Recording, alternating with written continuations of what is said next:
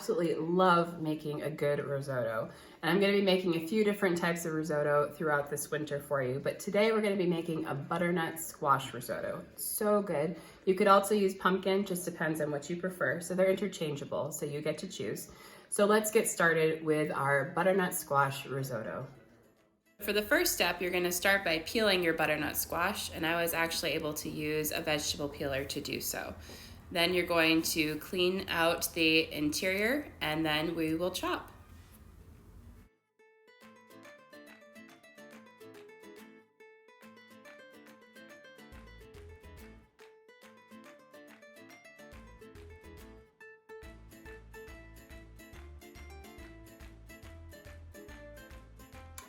All right, so now that we have it all cut up, we're now gonna be adding the spices to it while we roast it. So we're gonna start by drizzling it just with a little bit of nice fresh olive oil here, just enough to coat it so that all of the dry ingredients will stick to it. Now that we have that drizzled on, I'm just gonna give this a nice toss, and we'll add the dry herbs, or spices, I should say.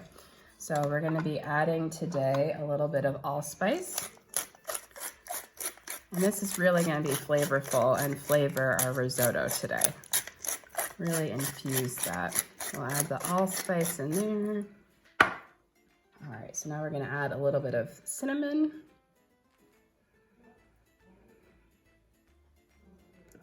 Some fresh nutmeg. All those wonderful pumpkin spices. And clove. You could also use a pumpkin spice blend if you prefer. I like using them individually. That way you can control how much of each you use. So we're just gonna toss this so it lightly coats all of them. And then we'll lay it out flat and just put it in the oven to do a roast. Nice slow roast. We'll put it in at 350 and we'll check it probably in 15 minutes just to see how it's doing. And if you're just gonna be using a can of pumpkin puree, I would also add these spices to your pumpkin puree before you add it to the stock, which you'll see how we do that later. But I would still find it very important to add these spices directly to the pumpkin.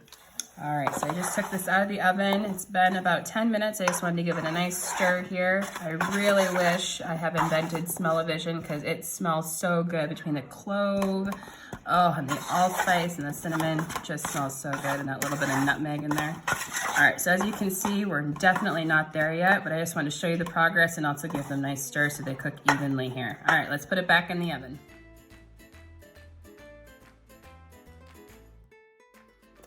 So the pumpkin just came out of the oven. Look how beautiful that is. We just roasted it till it's nice and soft, as you can see, and just nicely caramelized.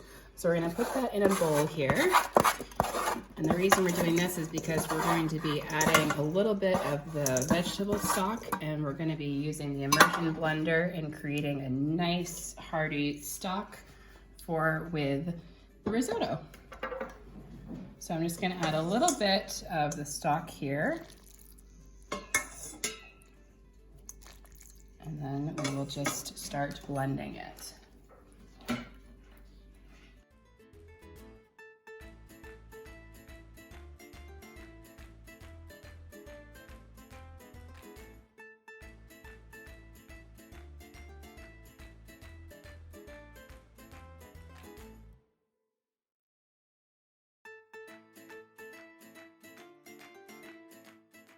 All right. So depending on how you want it, you can do it as pureed as you want. I'm okay with having a little bit of chunks in my risotto of the pumpkin or butternut squash, whichever you're doing. So we just have that nicely pureed here.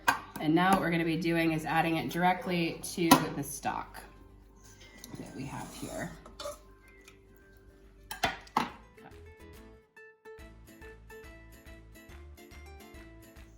So now that we've finished pureeing this, we're just gonna add a little bit at a time in here to the vegetable stock. I'll start with a couple scoops here. Oh, that smells so good.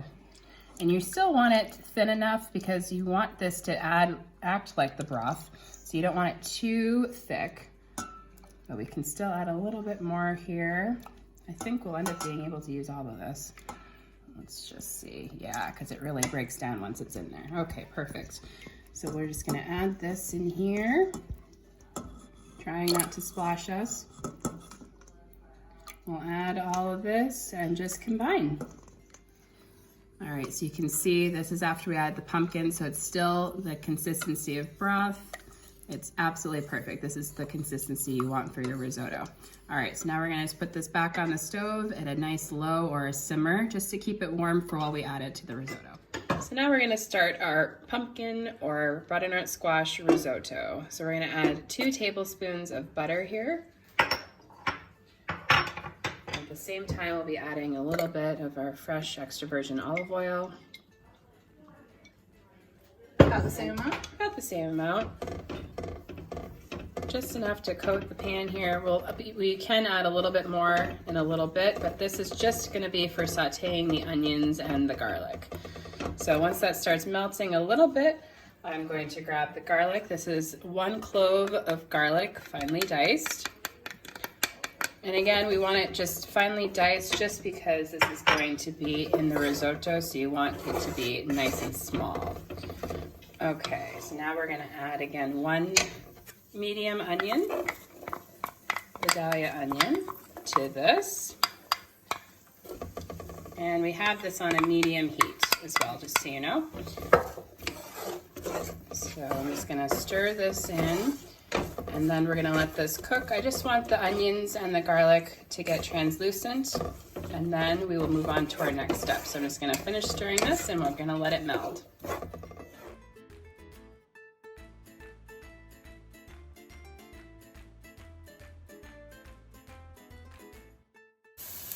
So as you can see now, the onions have been cooking beautifully and little bits are starting to toast. That's perfect. So now is when we're gonna add the risotto or the arborio rice. So we're doing today 1 cup of arborio rice. And once we get this in here, I'm just gonna give it a nice toss. And we're gonna be cooking this once I get it. I like to toss it and get it nicely coated in the olive oil and butter. Once I do so, you want to cook this or toast it until the exterior of the grain gets see-through or translucent and the white looks almost like a pea. So you'll have like a nice white dot in the middle and then the outside will be translucent. So we're just going to toast this for just a second and then we'll start adding our other ingredients. But it's really important to do this step because it helps release the starches and that will be your perfect risotto. So this is the crucial step here for making your perfect risotto.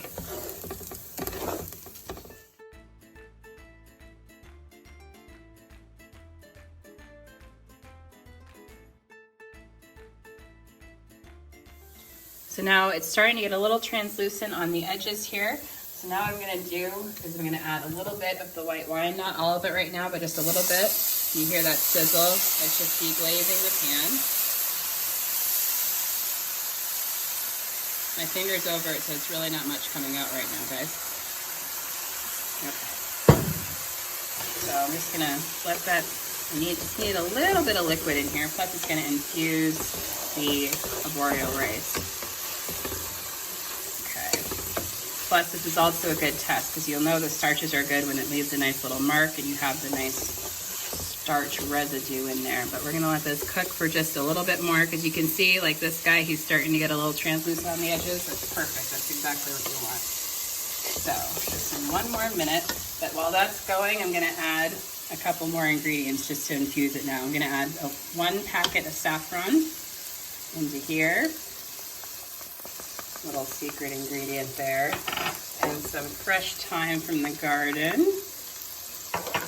And we'll give that a nice toss. Once we get this incorporated, we'll let that finish resting. And in probably like 2 minutes, we'll start adding the stock. So this is the mixture with our stock. This is the mixture of the pumpkin and the stock, the vegetable stock. So we'll be adding this in here. And we're gonna be doing this on medium-low heat, guys. And you're just gonna stir this in. With the initial one, I stir the 1 ladle in and then I immediately then add another because you can see it instantly absorbs that. So we're gonna be adding another ladle full. And with this, the rule of thumb is usually if you're doing 1 cup of rice, you then do 2 cups of liquid, like with regular rice. So let's just work that in. And it smells so good. Okay. Can you just keep the vegetable stock in a simmer? Yeah, you want that not at a boil, but yeah, just a simmer, just that way it keeps it warm, because otherwise you don't want to add cold ingredients to this because it will start the cooking process. So yeah, it's important to keep that there. All right, we're gonna add a little bit more.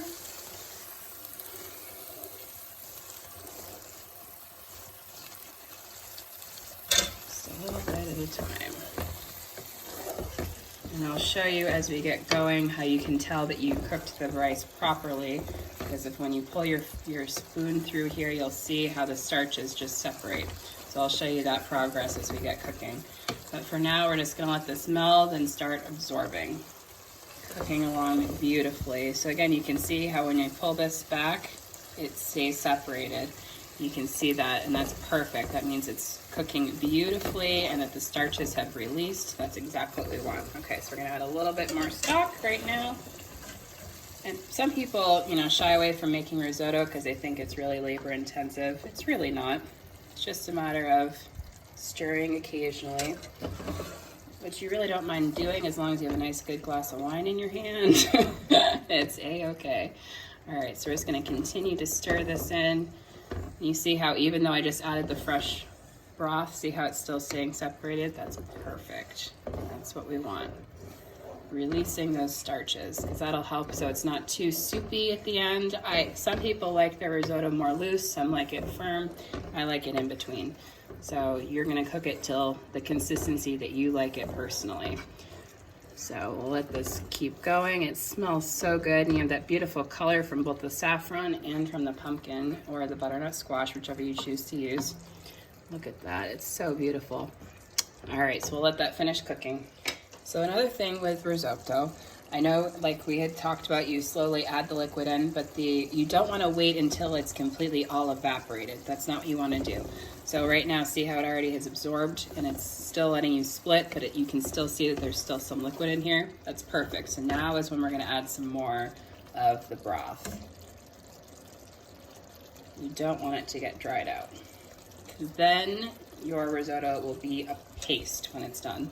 And there's nothing worse than a wallpaper paste risotto. And you'll understand what I mean if you ever had that when you've gone to a restaurant. So we'll just slowly work this in. And you don't have to keep stirring it the entire time it's cooking. I like to just initially stir that next ladle of liquid in, and then you just let it sit. And then you'll check it in a minute or so, and again, repeat. So it's not a constant work, not a constant stirring. So it's not as labor intensive as you think it is. So we'll let this be for another minute. We'll add our next ladle. All right, so as you can see, it's coming along beautifully. You can see how the rice is puffed up nicely. Look at that, isn't that beautiful? All right, so now what I'm gonna do, first of all, is I'm gonna try the risotto. I wanna first try for the flavor and see if it needs anything, because this would be when you'd add anything to it so it can absorb nicely. And I also wanna make sure I try a grain of rice just to see how close it is to done. Because if it's not close to done, then I will add another ladle of liquid. If it's close to being done, at this point I would stop adding liquid. And we are almost there. It almost right now is like a al dente pasta. So that means to me that I need to add another ladle of liquid. We don't want it to be, I like to stop it when it still has a little bite, but not almost al dente. So it's gonna take another couple of minutes here. You don't wanna stop it when it's already soft because then you would get the pasty feel. So you want the rice to still have a little bit of a bite to it because it's gonna finish cooking once you stop this. So I just added another ladle, and we'll stir this in and we'll check it in about 2 minutes or so, and we'll get back to you. All right, so I feel like from just looking at it that we're there. So I'm gonna do another try and see how it is, because we still want it to have a little bit of texture to it. So let me just try.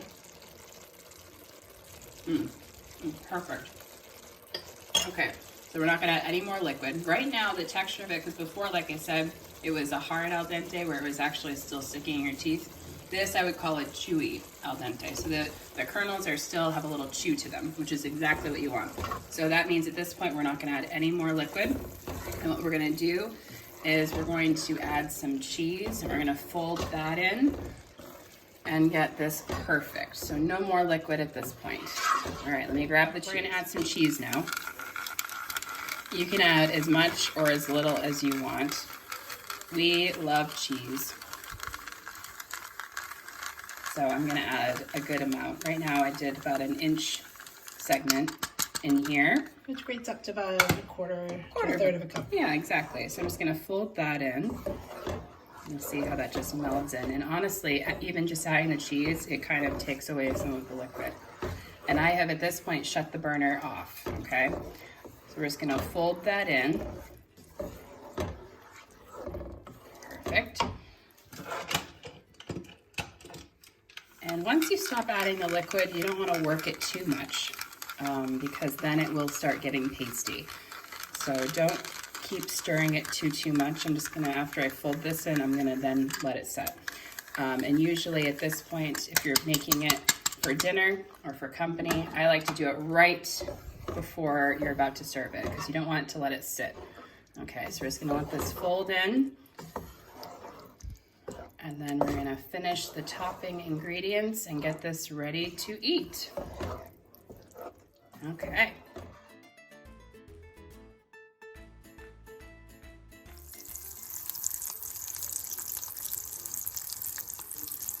Nothing better than nutty butter that's toasted and fresh sage leaves. Look at these gorgeous sage leaves.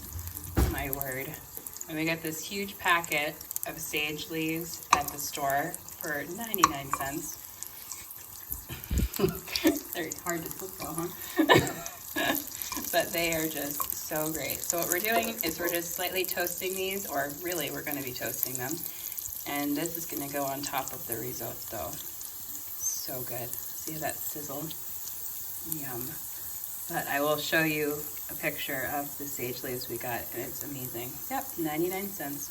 All right, so we're just gonna let these finish toasting in the butter, and we'll show you the finished product. So now we have this gorgeous risotto all plated. So now we're gonna be doing the topping ingredients. So if you wanna do this vegetarian, which so far it has been, then you would just add the sage and then the cheese on top, which is perfect. Today we also have some fresh pancetta that we just toasted beautifully, and we'll be putting some of that on top. But again, if you're vegetarian, just eliminate this. But the little pieces of crispy pancetta, which is like a Italian bacon, on top is just beautiful. Okay, so you have a little bit. You can also toast up some prosciutto or ham or whatever you feel like. And with the sage leaves that we just finished cooking, we just then, because they're nice and brittle, we just broke them up a little bit. Just have that little green garnish on here. What I'm gonna do now is put a little cheese, and I can put a little more sage on top. Just a little cheese. And you can add as much cheese as you want. Yum. And that's it.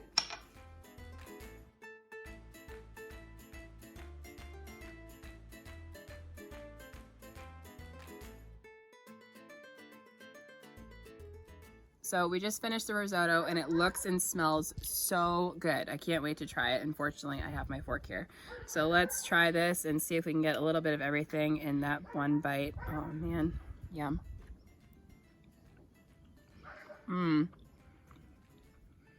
Crispiness from the sage. It's just so good. You have the sweet, the savory, the crispy, the chewy. It's nutty. Oh, it's just perfect in a bowl. Absolutely delicious. So I'm gonna put the recipe for you down below. That way you can just click that link and you can try this at home, and I hope you enjoy it as much as we do. I have no doubt that you will. And you'll also notice a link to our patron sponsorship. Thank you in advance for your support and help. And soon we will be uploading different features for that as well, and you'll be able to join in on different cooking events that we'll be having in the future. It's gonna be really fun, so I hope you enjoy that too. And so I'm gonna continue to enjoy this. I don't know if I'll be able to share it with people. And I'll say ciao for now. Ciao.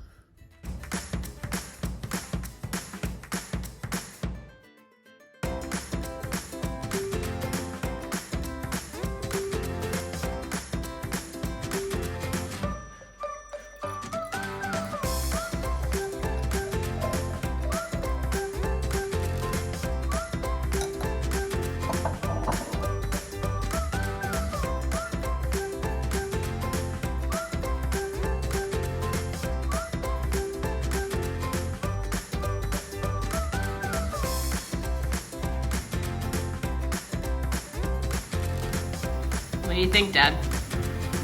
Very good. After hours. Trying the risotto. Thank you so much. What's your favorite part?